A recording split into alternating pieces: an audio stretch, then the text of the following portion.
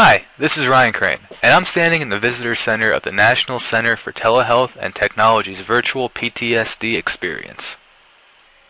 Before we begin our journey, first we stop and pick up this HUD provided for us. HUD stands for Heads Up Display, and this one shows your levels of anxiety and mental health. These will change during the course of our adventure. So let's get started. We begin by walking along this bridge surrounded by a beautiful natural environment, complete with a friendly bear. Upon arriving at the first pavilion, we were given an opportunity to acquire military combat clothes, which I quickly took advantage of. Upon reaching the second stage of our journey, we are met with a warning sign claiming that we're about to experience a combat event simulation that may be distressing to some. Shortly ahead, we come across 3 tunnels leading to simulations of varying levels of intensity. I, of course, choose high. After walking through the tunnel, we are met by and climb into a Humvee which asks us to please remain seated. The ride starts up, and we find ourselves in some sort of marketplace filled with goods, vendors, and shops.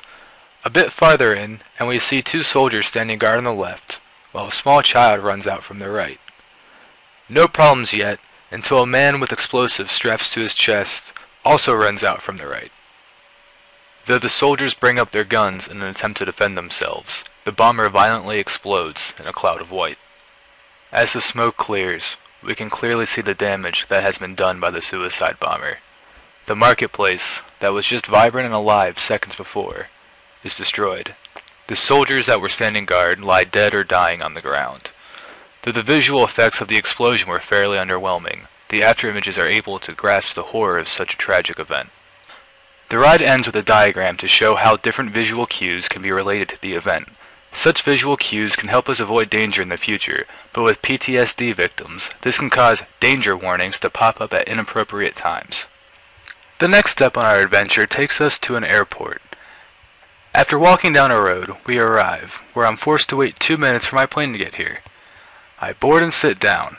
Apparently there's a movie that's supposed to play while on the airplane, but it didn't work for me, so I was forced to sit there and stare at a blank white screen until I could get off the plane. Upon disembarking from the plane, I'm met by a group of NPCs, or non-playable characters, awaiting my arrival. They're all holding up welcome home signs and serve to create the illusion of a soldier being welcomed home after returning from deployment. The final leg of our journey takes us to the familiar setting of a mall. Scattered throughout the mall are small markers that, when approached, display a message relating to PTSD. These are meant to be the thoughts of one suffering from this disorder, and, when clicked on, ask a question relating to the symptoms of post-traumatic stress disorder that you've learned throughout your journey.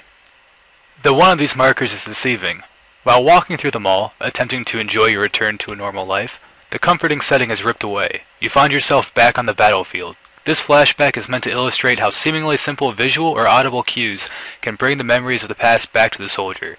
I have to admit, it caught me by surprise, and served as an excellent tool for demonstrating the spontaneity of post-traumatic stress disorder attacks. After you exit the mall, you find yourself outside, where there's a leaderboard for how well you answer the marker's questions from the mall.